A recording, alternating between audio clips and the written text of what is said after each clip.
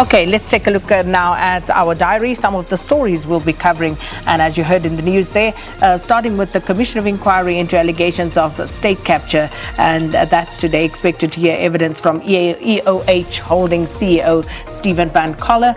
EOH, a technology service company, has in the past secured contracts with government, including the Department of Defense. 9 people are expected to appear in court today on charges of public violence. This is following their arrest near Brackenfell High School. It happened on Friday. This after hundreds of EFF supporters protested against alleged racism at the school.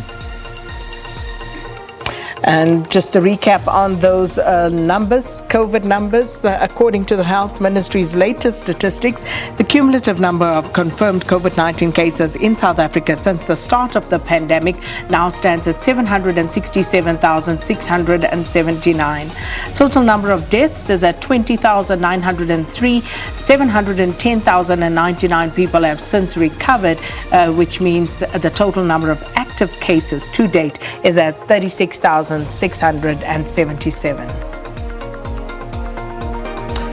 For more information, you can also use the COVID Alert SA app, downloaded from any of the app stores.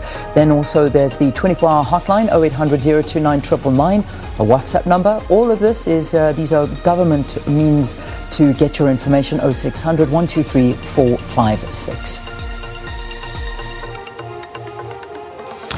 And moving on to trending topics. Now, first up, hashtag Tito, our dear Minister of Finance. So, who would have thunk that after pumping all this money into SAA, the Minister of Finance would come around and ask us, lowly you and I and the Twitterati, any South African who has 2 cents to rub together, what he should do. What do you think should be done? Do we have those tweets from Tito Mboweni?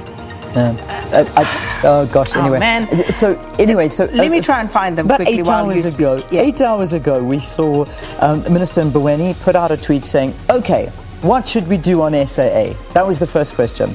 Then the next question, okay, do we need a national airline? Maybe that's the question, is it? So there's a whole stream of them. Then the next tweet, or is the airline industry market going to solve the question? In economics, they say that the market will clear the problem. Will it? In other words, this is another tweet, where there is a market gap, a vacuum in a market, an airline will emerge to fill the gap. Will it? Airlink or a restructured SAA? I mean, one asks, is this not too late? Haven't we already committed a lot, and then another 10 billion to the SAA. 17 billion, to be exact. To be exact, but in the latest tranche, 10 billion, I beg your pardon.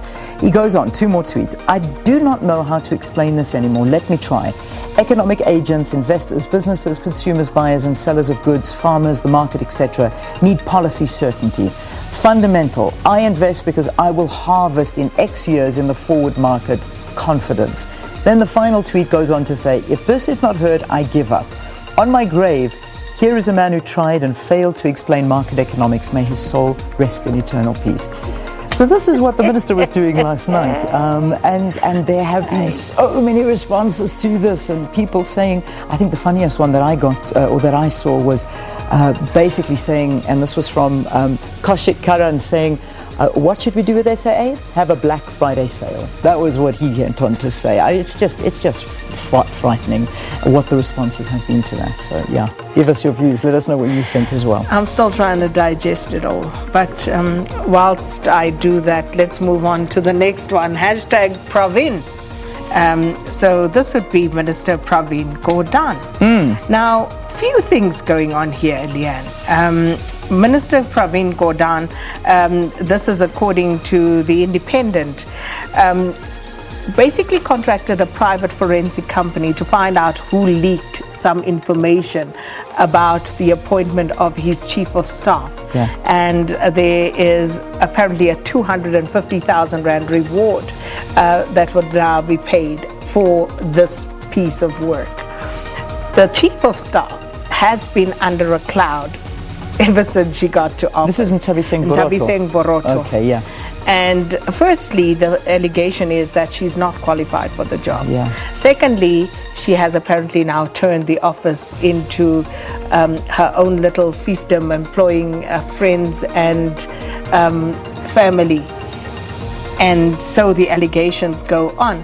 And then spokesperson Sam Kokeli, apparently there was a conversation that was leaked between him and the minister whereby he asked about why they were investigating the leak as opposed to investigating the allegations about Ms. Boroto's qualifications and right to hold that particular office. So if I'm not mistaken, I could be dreaming, but I think I saw a resignation letter from Sam Kokeli last night. I saw the same thing. It's all happening there as well. Bit of a mess going on at the moment, so keep your eyes open for that one today. And these things all seem to happen late on a Sunday night. So these are all things that are happening, and they certainly will be followed up with. So those are two big ones, Tito and Pravin. And then the final one, on a much lighter note, Liverpool. I know there was a lot of football yesterday, but I saw Liverpool jumping up and basically saying, but they had a big win yesterday, and so Liverpool again on that wonderful winning streak, and their fans just going absolutely mad and loving the fact that Liverpool are still not letting them down. Arsenal playing as well yesterday, didn't they, Skin? Yeah, Arsenal wasn't trending, Leanne, but yes, they played.